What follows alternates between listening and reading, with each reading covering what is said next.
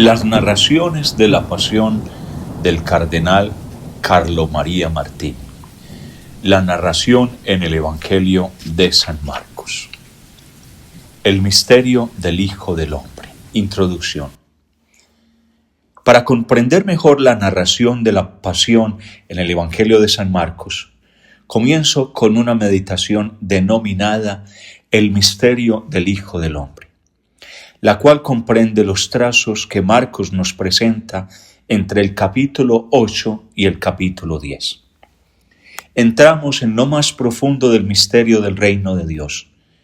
Por consiguiente, la comprensión de lo que ahora vamos leyendo debe hacerse más en la oración que en la consideración teorética de lo que se escucha. De igual modo, ahora debemos entender más profundamente lo que San Pablo deseaba comprender cuando en la carta a los Filipenses dice: conocerlo a Él, el poder de su resurrección y la comunión en sus padecimientos. Filipenses 3:10. Ya en los capítulos anteriores de Marcos se puede intuir cómo la suerte de la semilla pisoteada y sofocada es, en último análisis, la suerte de Jesús mismo. La semilla es la palabra que leemos en el capítulo 4, la palabra evangélica, pero la palabra evangélica es Jesús. El reino presentado oscuramente en las parábolas como misterio de ocultamiento, de crecimiento en la oscuridad, de crecimiento fatigoso y contrastado, se revela más claramente en la segunda parte de Marcos como el misterio del Hijo del Hombre. El catecúmeno que ha dicho sí a Jesús, Hijo de Dios, cuando sintió que lo llamaba junto al lago, experimenta en la prueba de la fe a la que es conducido a través del seguimiento de Cristo una situación inesperada y nueva, en donde valen las leyes del encuentro personal, de la humildad, de la espera, de la paciencia. Esta es la escuela que Jesús hace en los primeros 8 capítulos de Marcos. El estar con Él lleva a los discípulos a comprender gradualmente cómo la vida que han abrazado no es una existencia en la que valen las leyes de la eficiencia, del éxito, del poder, sino las leyes del ocultamiento, del encuentro personal, de la pequeñez. Después del capítulo 8, ese velado conocimiento del misterio que sucede solamente a través de alusiones se aclara. Comienza la segunda parte del Evangelio de San Marcos. Hay que anotar ante todo que Marcos se divide claramente en 2 partes casi iguales, que se diferencian entre sí por muchos aspectos. Por ejemplo, hay vocablos que aparecen frecuentemente en la primera parte y no aparecen en la segunda y viceversa. Vocablos característicos de la primera parte con verbos como comprender, incapacidad para comprender, entender, ver, tener el corazón enceguecido, endurecido. Escuchar, conocer, esconder, revelar, verbos que indican cómo Jesús pide la comprensión del reino a través de la confianza en su palabra. Se lamenta de que los hombres tengan el corazón cerrado, que los discípulos no comprendan. Jesús quiere suscitar la atención de manera que la mente tienda hacia lo que Él está por manifestar. Pero en un cierto punto la petición de Jesús cambia. La insistencia ya no es tanto sobre el comprender, sobre el abrir los ojos, sobre el entender, sino sobre el hacer algo por el reino, sobre el darse a sí mismos, dar la propia vida, pagar personalmente. He aquí entonces las típicas frases de la segunda parte. Solamente quien pierda la propia vida la salvará. Es necesario dejar casa, hermanos, parientes, hijos, por el Evangelio. También hay que sacrificar la mano, el pie, el ojo, por el reino. En la primera parte se trata de comprender el reino. En la segunda parte se trata de entrar en el reino. ¿Cuál es el acontecimiento que marca el paso de la atención al reino al entrar en él? El acontecimiento que lleva de la primera a la segunda fase de la predicación de Jesús es el episodio de la confesión mesiánica de Pedro en Cesarea, punto central a partir del cual encontramos un cambio en los temas de la predicación de Jesús. Y en la segunda parte es donde él se dedica en particular a una formación más cuidadosa del grupo de los 12. En la primera parte ellos lo siguen, ven lo que hace. En la segunda él se dirige a ellos con más frecuencia e íntimamente. ¿Por qué la confesión de Pedro tiene una parte central? Porque desde este momento empieza el reino sobre la tierra.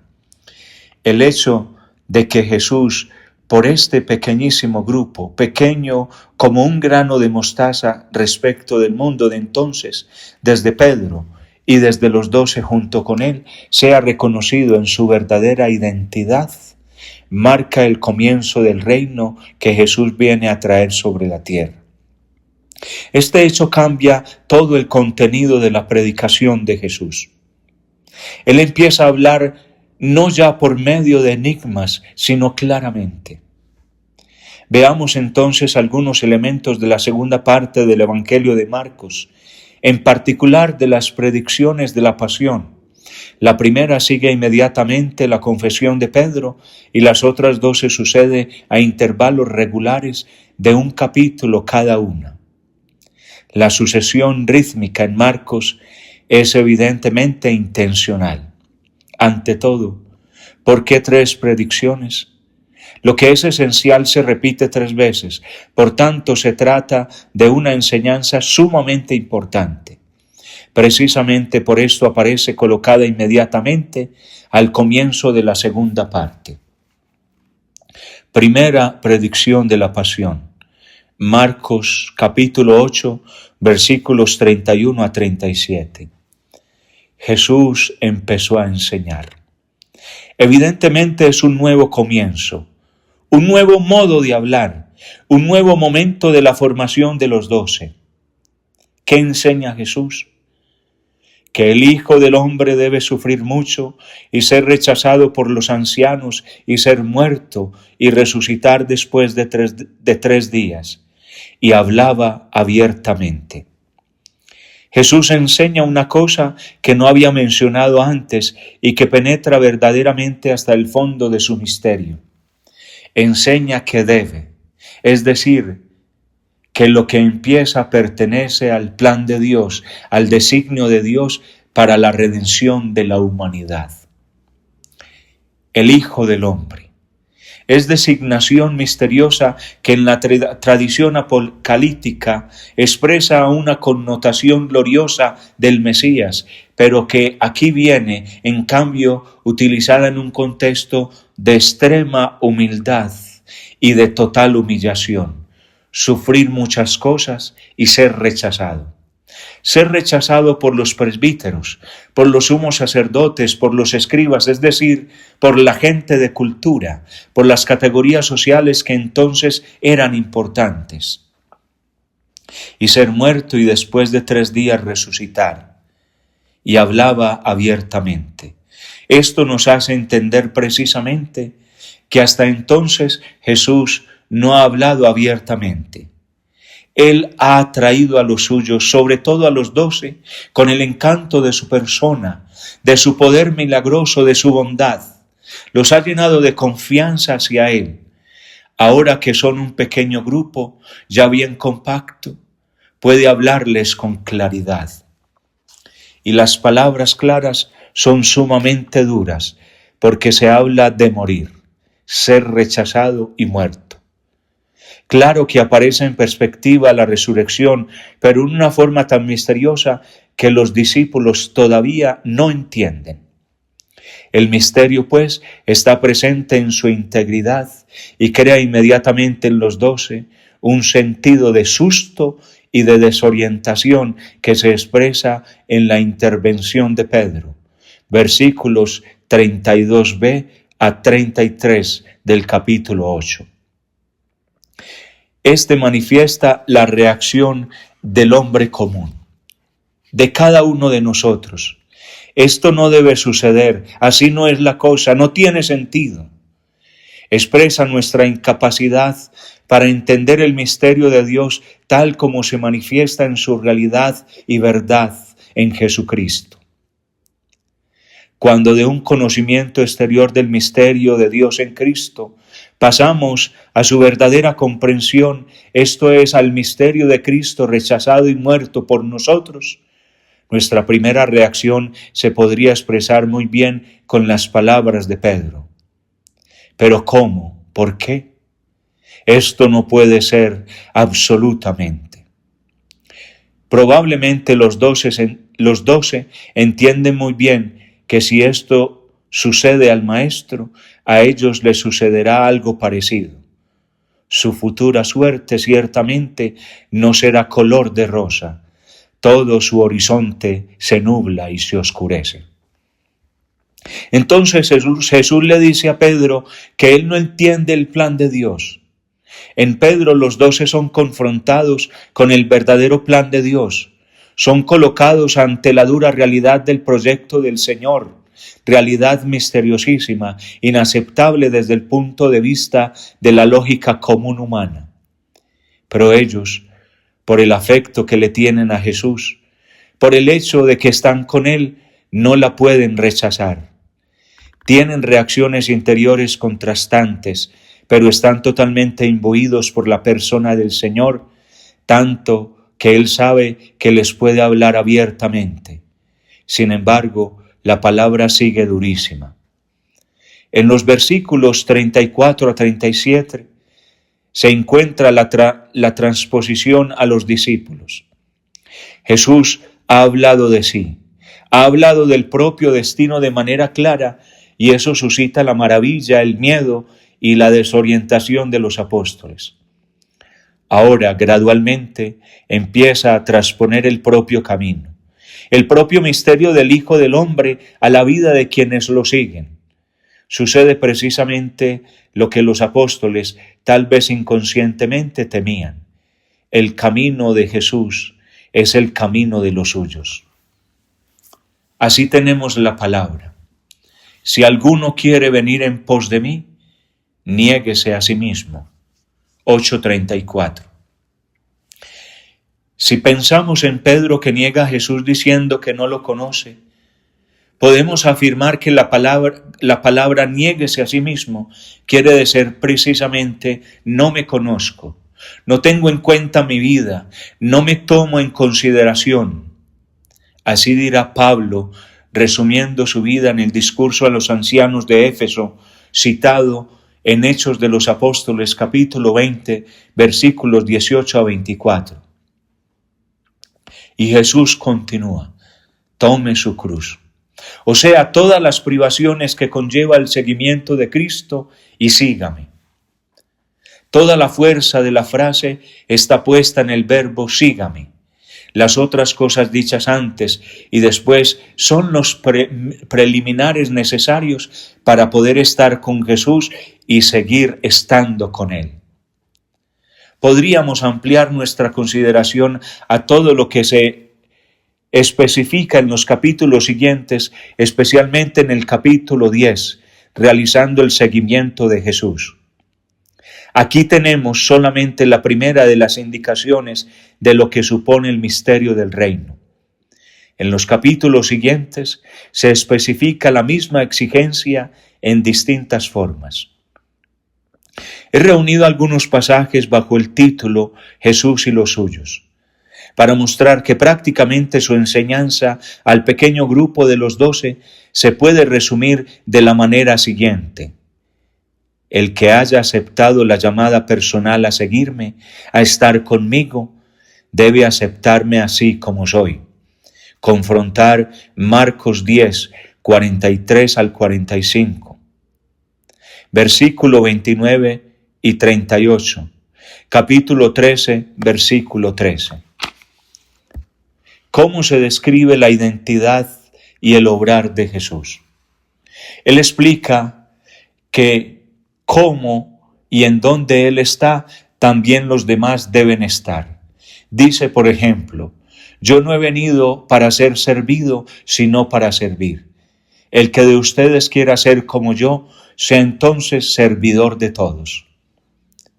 Yo he dejado todo. El Hijo del Hombre no tiene dónde reclinar la cabeza. Así les puedo pedir a ustedes dejar padre, madre, campos, hijos y todo. Yo he venido entre ustedes como uno que no tiene nada. Así les puedo pedir que dejen las riquezas con las que el reino de los cielos no está de acuerdo.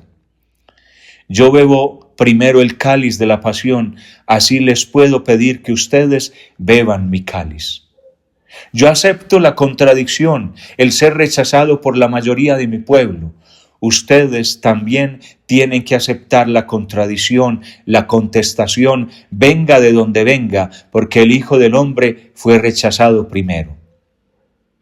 En otras palabras, Jesús en los textos citados pide elegir valientemente una vida semejante a la suya. Elegirla en el corazón, porque el tener esta o aquella situación extrema no depende de nosotros. Depende de nosotros, en cambio, elegir en el corazón una vida lo más posible cercana a su modo de vivir entre los hombres. No dependerá de nosotros elegir siempre el servicio más humilde, la posición menos importante, la condición exterior más modesta, pero dependerá de nosotros el tener en el corazón este deseo de estar, en cuanto sea posible, en donde está Él. Por tanto, entre posiciones de mayor o menor prestigio y poder, se preferirá siempre las segundas. Entre posiciones de mayor o menor riqueza, se preferirá estas últimas.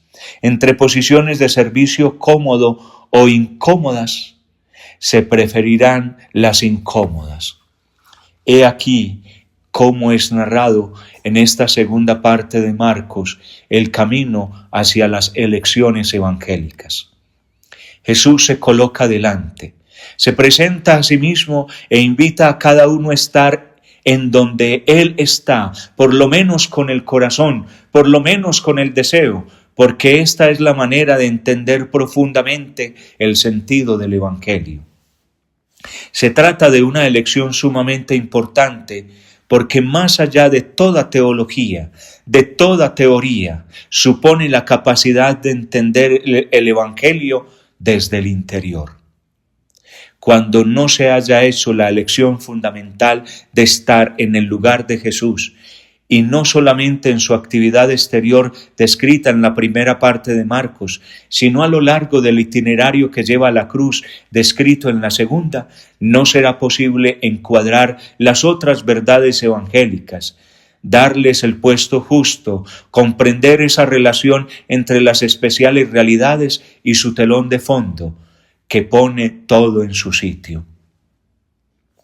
Toda auténtica reiniciación, toda auténtica profundización del espíritu, toda capacidad de comprender las situaciones en las que nos encontramos, nuestra situación en el mundo, la situación presente de la Iglesia, parte de una renovada adhesión a la vida de Jesús, como se nos presenta en la segunda parte de Marcos. Es el secreto evangélico el que nos da el modo de entender nuestro puesto, el puesto de la Iglesia en el mundo. Es el corazón de las exigencias de Jesús. Segunda predicción de la pasión. Marcos 9, 31 al 32. La segunda predicción es muy breve. Iba instruyendo a sus discípulos. Les decía: el Hijo del Hombre será entregado en manos de los hombres. Lo matarán y a los 3 días de haber muerto resucitará. Pero ellos no entendían lo que les decía y tenían miedo de preguntarle. Jesús siempre más cerca de los suyos. Los forma en el único punto esencial y presenta el misterio central del Evangelio, Él, su muerte y resurrección. Marcos nos hace notar cómo es de difícil este misterio y cómo hay que reflexionar continuamente sobre él en las nuevas situaciones, en las nuevas exigencias de nuestra vida espiritual y a medida que se produzca su crecimiento.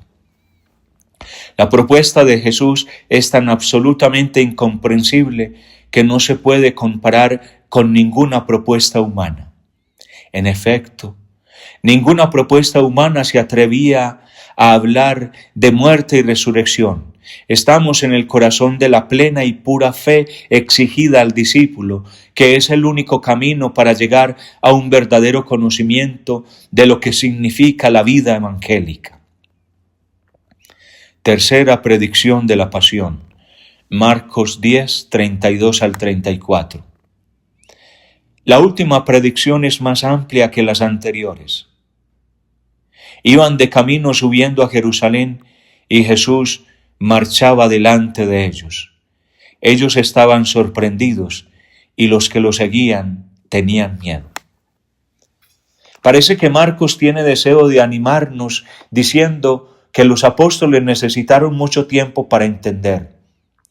Jesús era amado por ellos, estaba en medio de ellos, más aún iba delante de ellos y ellos no podían menos de seguirlo.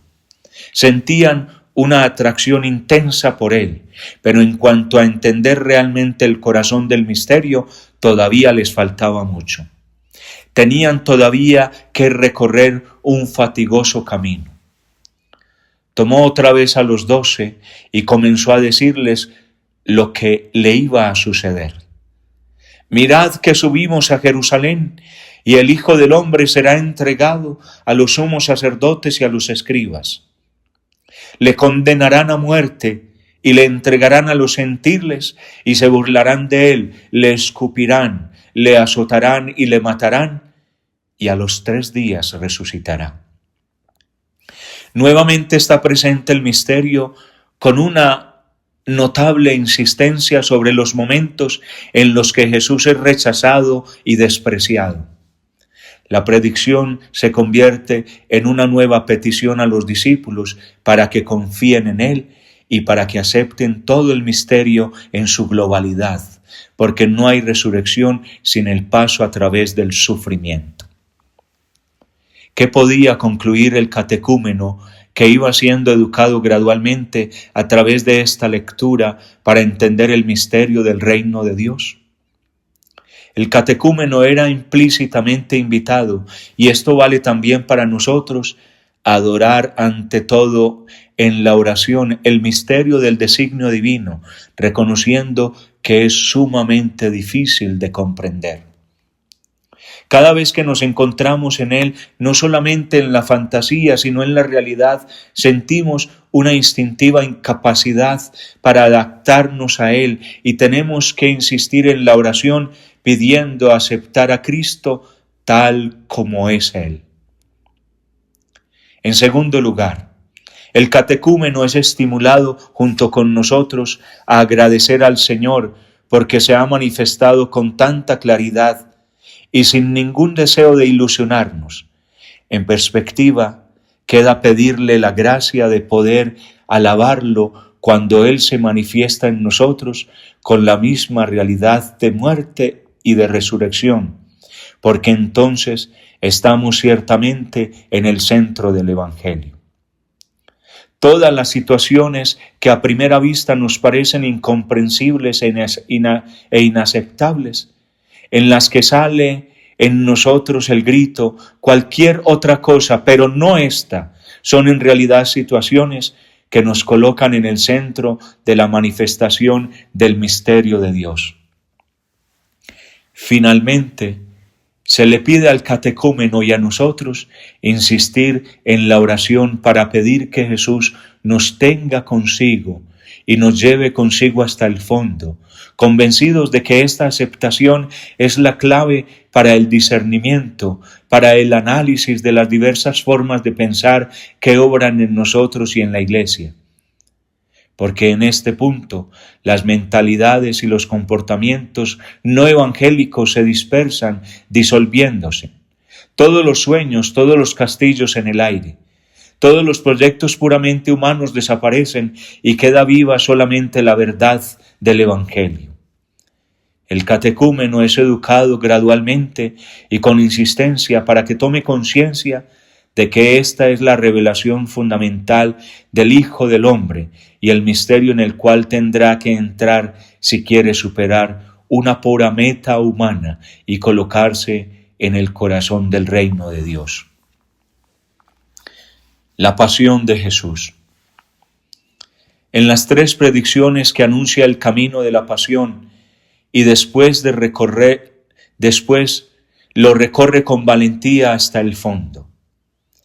Estamos invitados a seguirlo por lo menos con el afecto, en la contemplación que nos acerca a Él con el corazón para realizar de algún modo lo que Pedro no pudo, aunque habiéndolo deseado Él. Tuviese que morir contigo. Marcos 14:31. Comprendemos cómo Pedro hubiera querido estar con el Maestro hasta el fondo, pero lo estaría más tarde, después de haber pasado a través de la dura lección que Jesús se prepara para darle, sufriendo la pasión. Preguntas sobre la pasión. La reflexión sobre la pasión es siempre, por varios motivos, muy difícil, y ya lo era para la iglesia primitiva. Ante todo, era complejo responder a la pregunta de cómo históricamente había podido suceder un hecho semejante.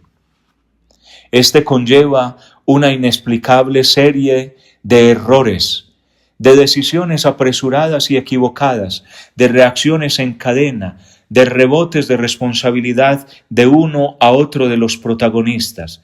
En efecto, no había ningún motivo para hacer morir a Jesús.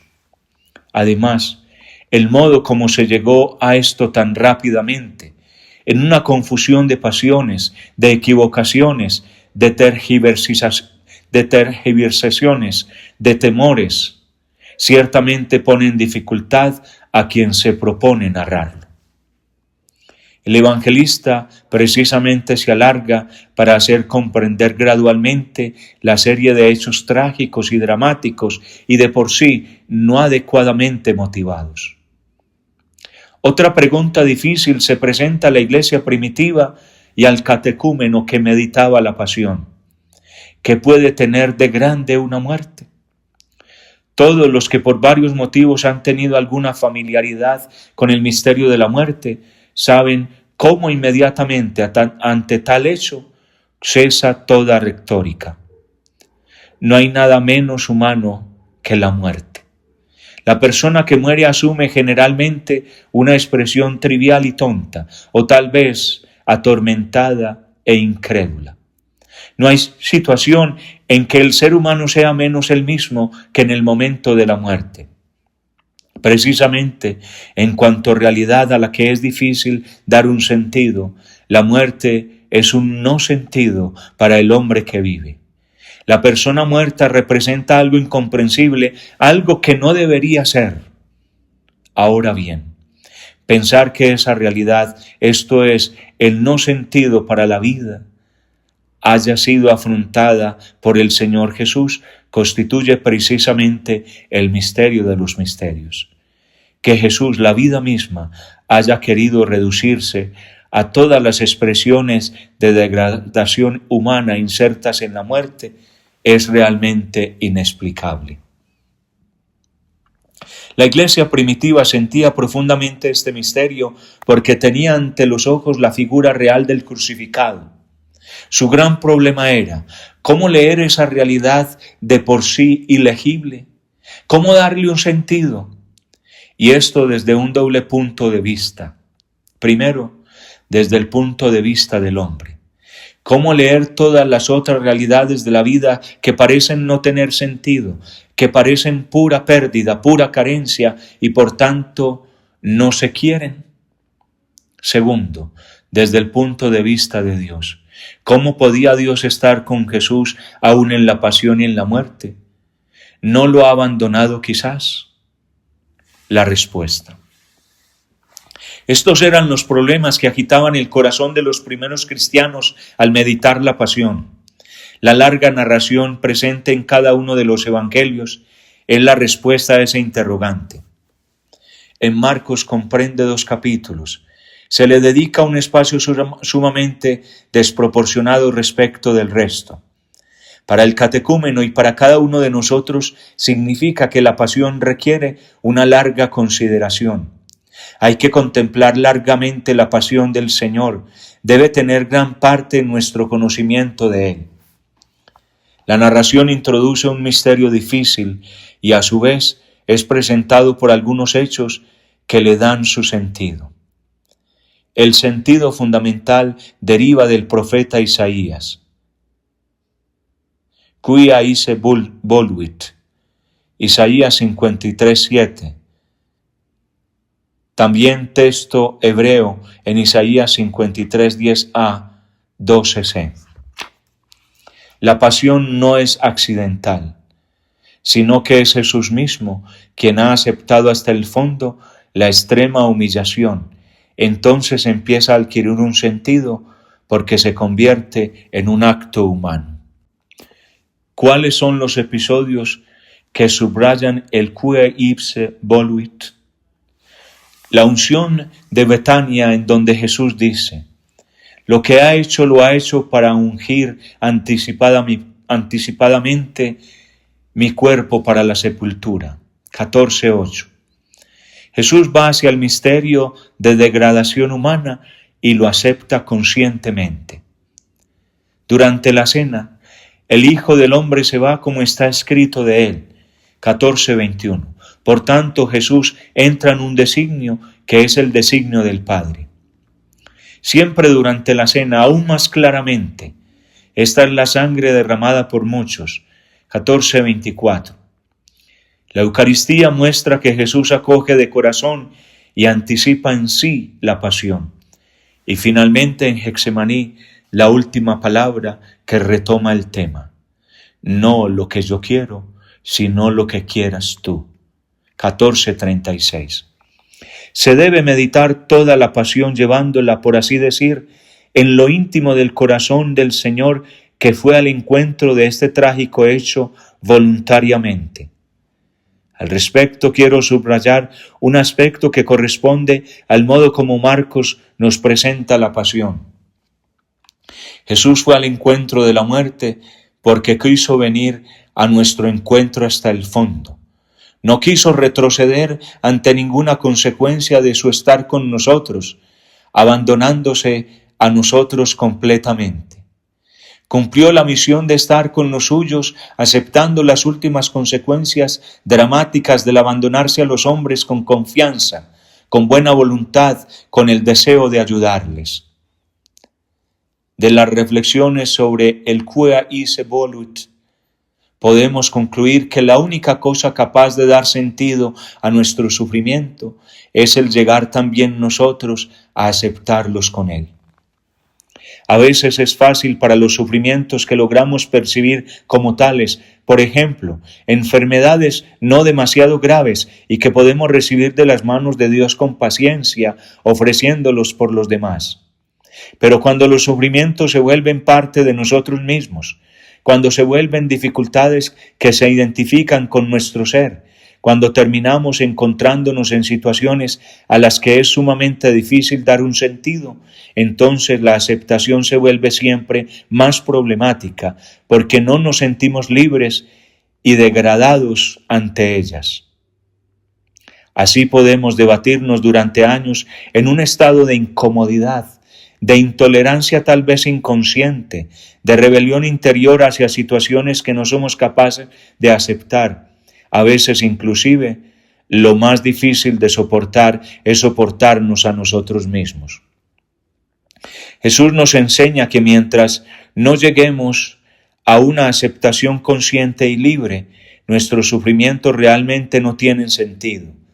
Empiezan a tenerlo cuando de algún modo los miramos a la cara, como lo hizo Él, y lo aceptamos con Él. Creo que esta sea una de las claves de comprensión del porqué de la pasión de Jesús, quia ise voluit. una galería de cuadros. Al llegar al tema de la pasión en sí misma, propongo un modo de meditarla que creo de acuerdo con la estructura planteada por Marcos. En su Evangelio, la pasión es toda una sucesión de pequeños cuadros que describen situaciones humanas, confrontaciones de personas. No es tanto una información concatenada de acontecimientos y ni siquiera un estudio sobre la conexión de las causas, aunque esto esté también presente. El modo de narrar de Marcos es más bien la presentación de una serie de cuadros en los que entran diversos personajes en confrontación directa con Jesús, viviendo cada uno el misterio de la propia llamada y de la propia toma de posición hacia el reino. Jesús continúa en la pasión, su misión de anunciar el misterio del reino a las personas más diversas y más alejadas, a las que parece que lo rechazan más, para estar con nosotros hasta el fondo. De alguna manera se verifica todavía la parábola del sembrador. Jesús se presenta como semilla en distintos terrenos y en cada uno va al encuentro de una suerte distinta.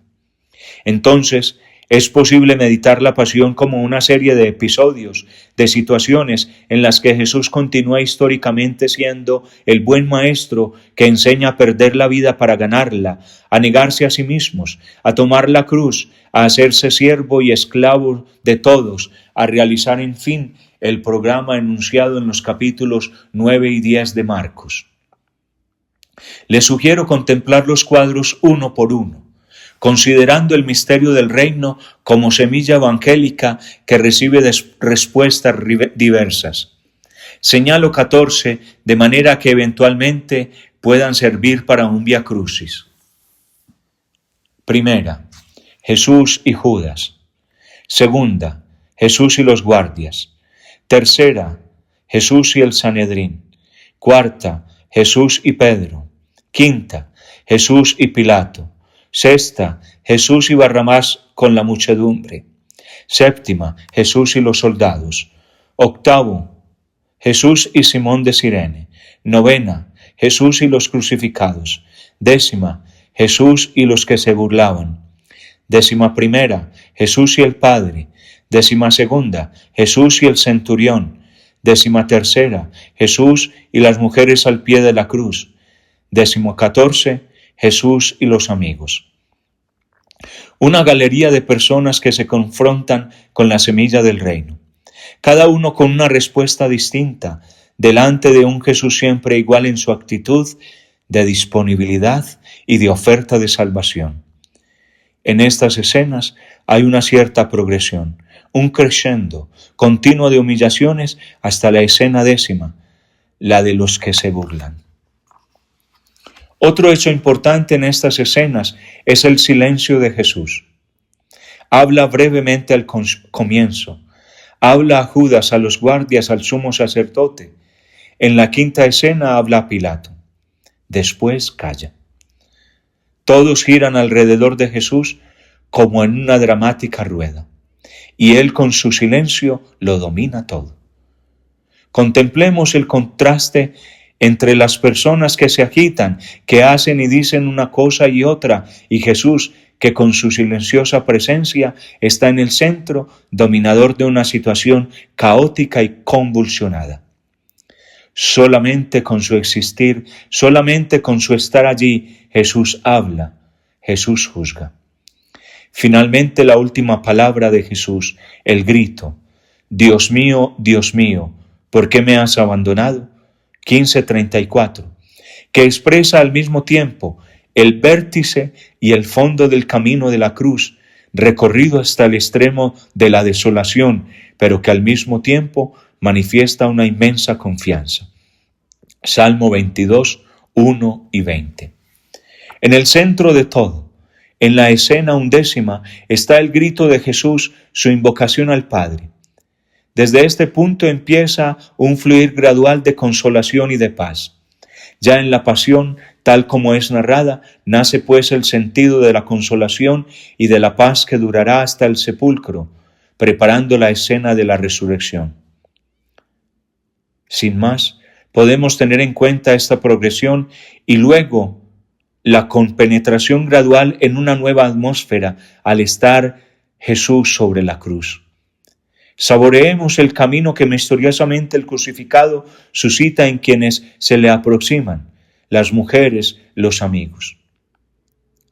Las escenas de la pasión para las cuales se han ofrecido algunos puntos deben constituir un frecuente argumento de nuestra contemplación, porque son el antídoto cotidiano para la atmósfera en la que vivimos y en la que habla Pablo escribiendo a los Efesios.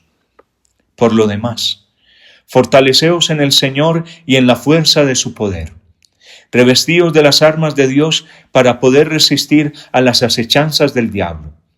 Porque nuestra lucha no es contra la carne y la sangre, sino contra los principados, contra las potestades, contra los dominadores de este mundo tenebroso, contra los espíritus del mal que están en las alturas.